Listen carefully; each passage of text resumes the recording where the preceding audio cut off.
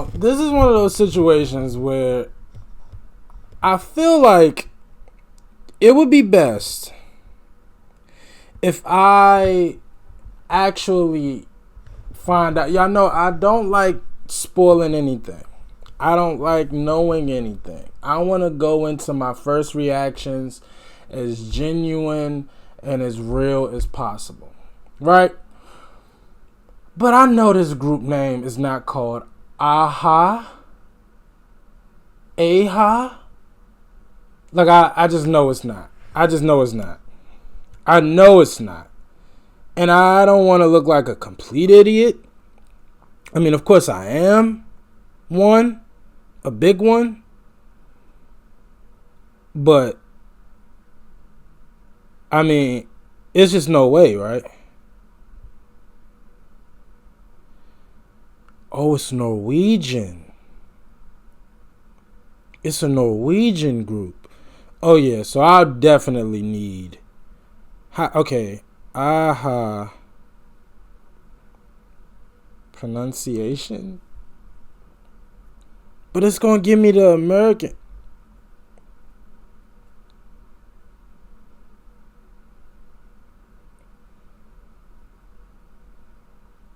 I don't know. Is this it?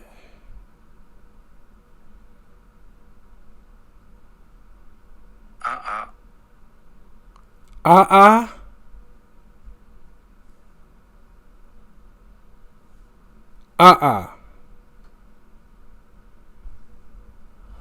don't know.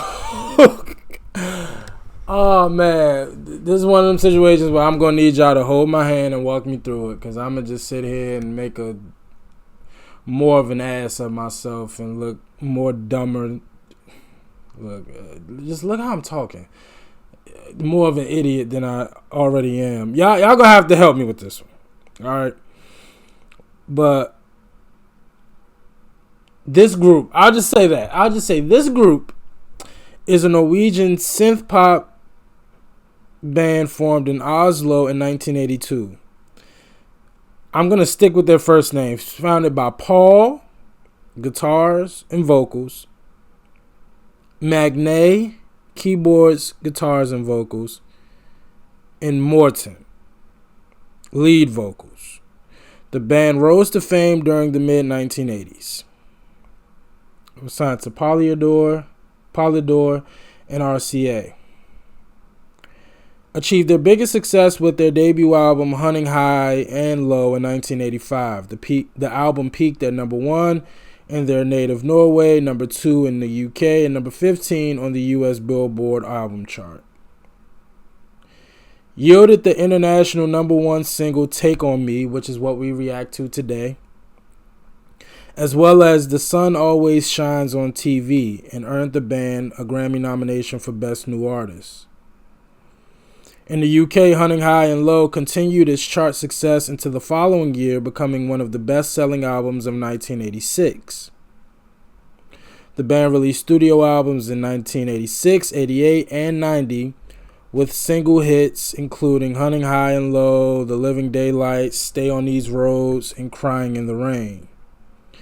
In 1994, their fifth studio album, Memorial Beach, failed to achieve the commercial success of previous albums. The band went on hiatus afterwards. They split after their 2010 worldwide Ending on a High Note tour, but united in 2015 to release their 10th studio album, Cast in Steel.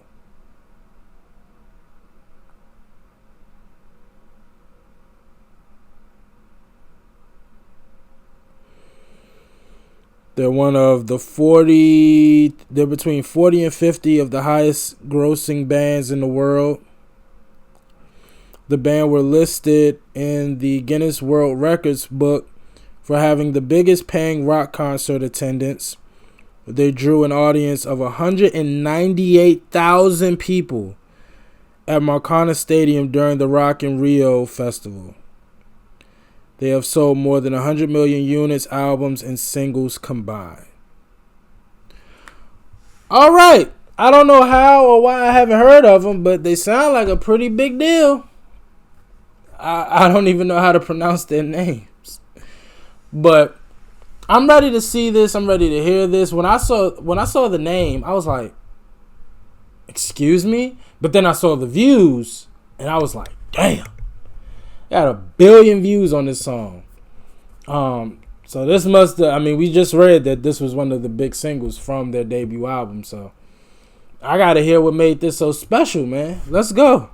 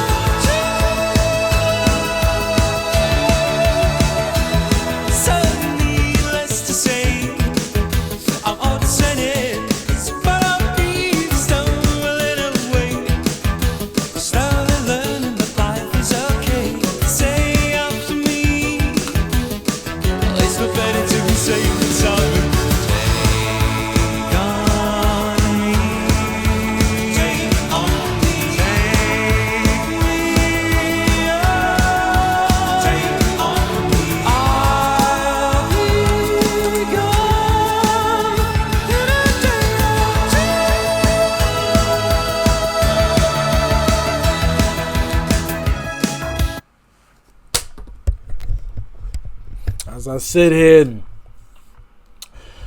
and drown myself in water, we gonna acknowledge these notes that he hitting. And who did we say the lead singer was? Morten, right? Morten is the lead singer. We gotta give Morten his flowers, cause brother hitting these notes. Morten hitting these notes. But the music video. So this is 85.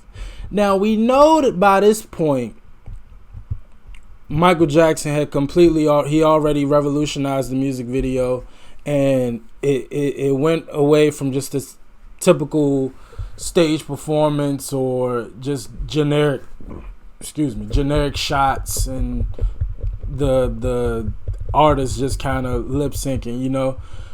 Like we now have very creative videos, but this is still like, I don't remember seeing a music video like this from a creative perspective. 85, maybe Dire Straits. When did Dire Straits videos?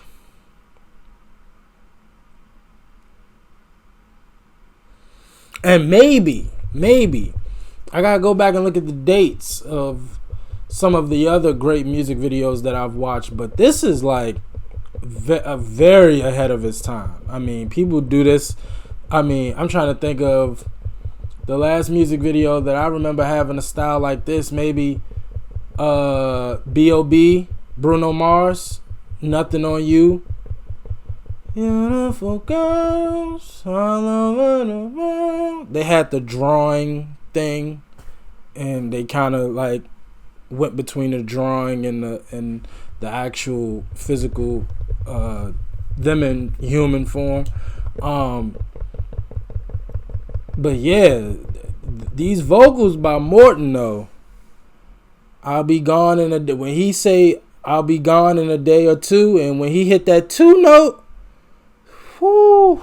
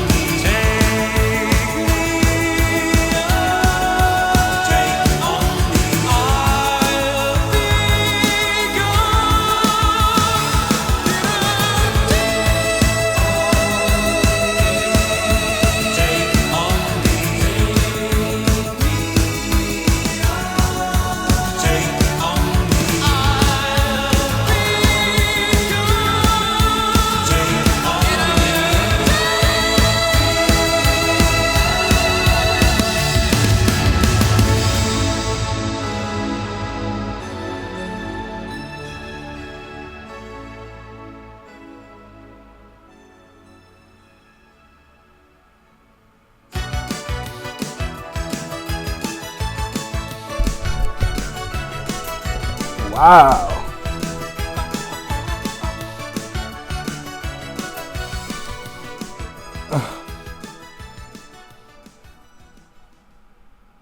I'm not gonna lie. I'm probably more intrigued about finding out about the making of the video than I am about the song. I'm not even gonna lie. Even though Morton in them high notes, that was definitely, if I had to pick a standout, that was definitely it. That was definitely it. But hold on. I really want to know who made this video.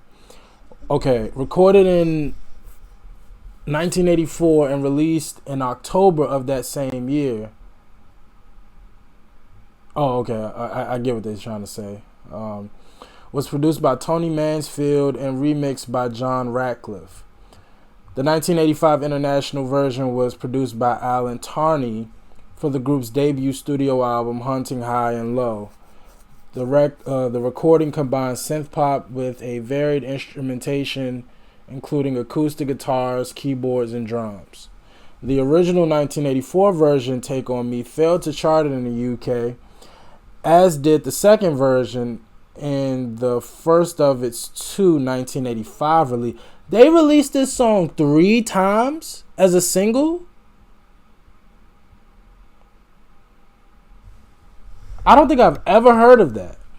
The second of those 1985 releases charted in September 1985, reaching number 2 on the UK singles charts in October.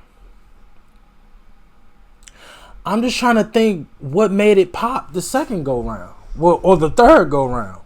That's crazy. They released this song 3 times. I've never heard of that before. That's actually crazy. You know how much money that is? Like most record labels, if your single doesn't pop on the first go round, you're gonna have a hard time getting another budget. The fact that they spent money on this song 3 times is insane. In the United States, in October 1985, the single topped Billboard's Hot 100, bolstered by the widespread exposure of MTV of director Steve Barron's innovative music video featuring the band in a live-action pencil sketch animation sequence. So this was one of the first of its kind. Gotcha.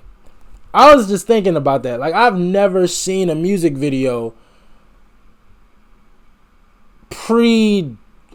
just in all the old music that I've been reacting to, I've never seen like the pencil animation like thing. Like I've just never seen it. So like I don't know why I thought maybe like a music video in the 2000s started that. But wow, this is crazy.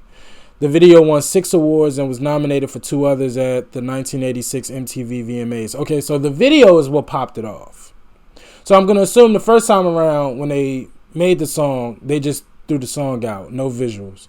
And then the second go round, they put the video with it. That's what I'm guessing. But maybe they'll tell us.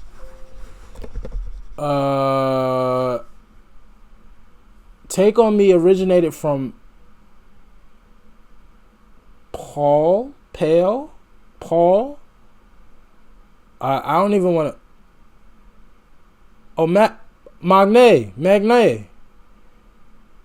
It came from their previous band Bridges, who first composed a number called the Juicy Fruit Song when they were 15 and 16 years old.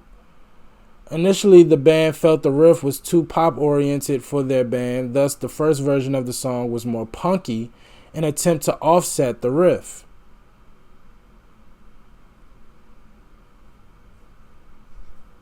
Okay. Soon after Bridges disbanded, they both relocated to London to try their hand in the music industry there, but returned to Norway after 6 months of disappointment. They were joined by their school friend, singer Morten, who heard the song and said the keyboard riff had the character of a universal hit sound. The three began working on demos, including a new version of the song, which was renamed Lesson 1, before it evolved into Take On Me. In January 1983, the band returned to London in search of a recording contract.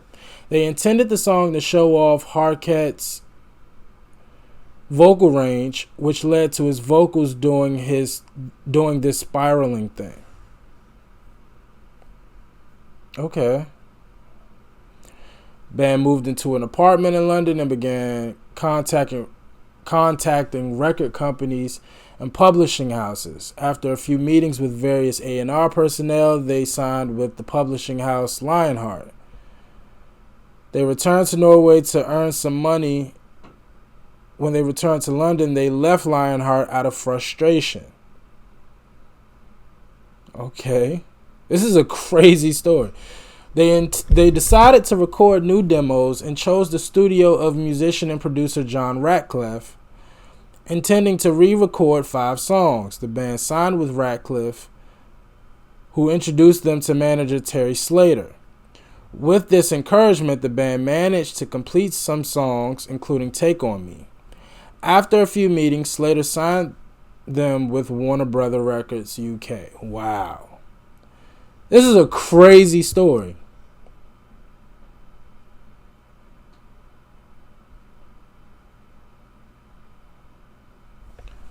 The band met with producer Tony Mansfield, an expert in the use of Fairlight CMI, who mixed demos with electronic instrumentation. The sound was not what the band had hoped to achieve, and the album was remixed again. The band rushed to release Take On Me as a single in the UK, but the single only charted at 137. Gotcha. So the song wasn't even done when they first released it. They just was so pressed that they just, okay, after this, Warner Brothers main office in the United States decided to invest in the band and gave them the opportunity to re-record the song. Gotcha. So they were so pressed. They were so pressed. They didn't even finish mixing and engineering the song and just threw it out. And then it took Warner Brothers to say, some execs at the main office in the States was like, look, these guys actually got some talent. They just need to finish the stuff.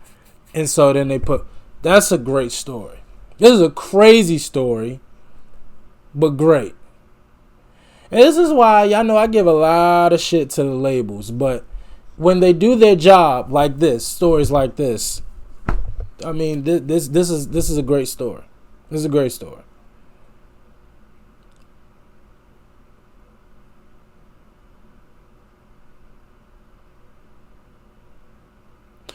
In 2020, former Warner Brothers UK and Reprise executive Andrew Wickham appeared in the band's official anniversary documentary to explain how the song's success was due to several parties realizing the band's true value.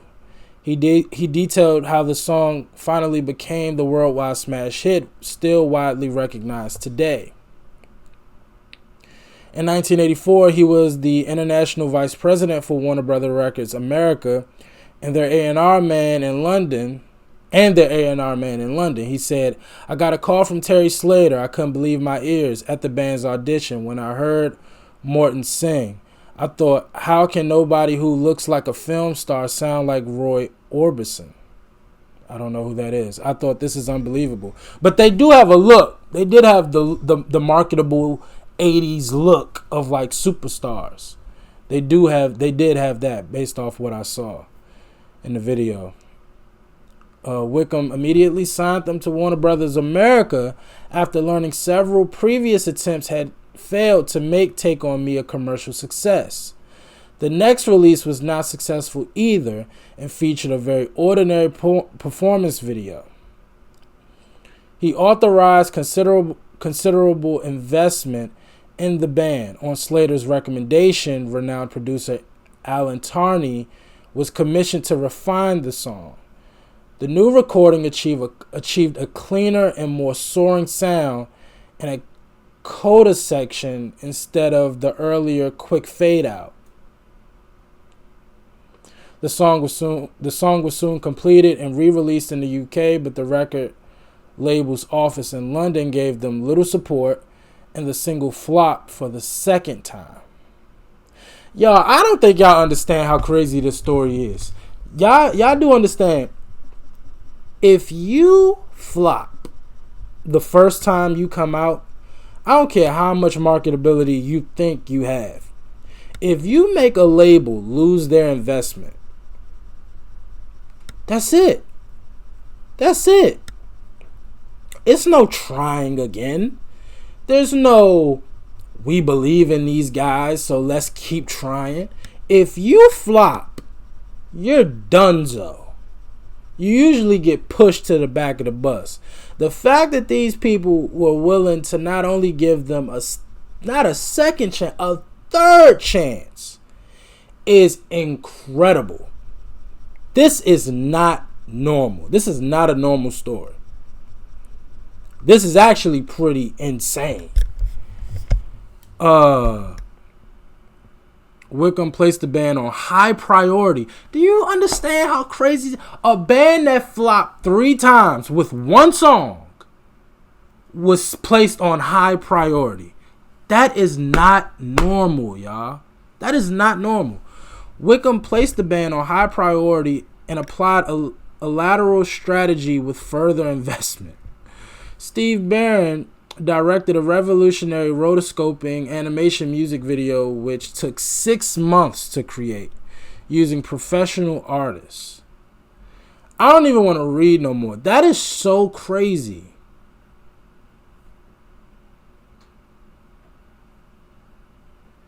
The first release of Take On Me in 1984 includes a completely different recording. This mix was featured in the first video, which shows the band singing with the blue background. That's the first music video? Was them in front of a blue background. That's crazy.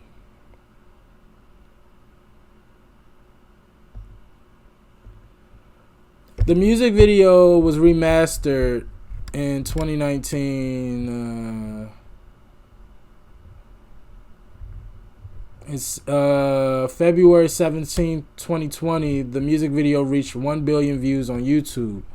Prior to that date, only 4 songs from the 20th century had reached that mark: November Rain and Sweet Child of Mine, Guns N' Roses, Smells Like Teen Spirit, Nirvana, and Bohemian Rhapsody by Queen.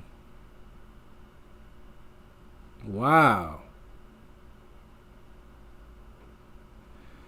It's the first Scandinavian act to achieve that, 1 billion views. That's a really big deal.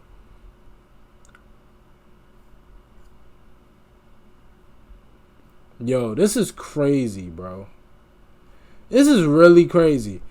I'm not gonna lie, the research might have had me more amazed than the song. Song's good. I like the song. But the story in the music video definitely sold it for me. Definitely sold it for me. This was crazy. The story, everything about it, this was just insanity. I've never read a story like that before. They were given 3 chances on one song. This is not a project. It's not like they proved themselves with a big single, with a big hit, and then they're kind of like working from that position. This is their first song.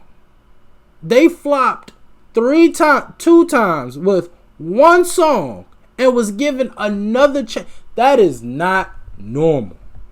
Shout out to the people at Warner Brothers, man. Y'all know, I give a lot of shit to the labels, man.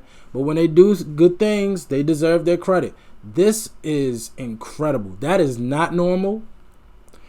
I mean, y'all know that today, actual human beings are actually getting pushed to the side for artificial intelligence. At some point, a lot of the music that we're going to hear is going to be artificial intelligence. It's going to be AI. It's not even going to be a real person.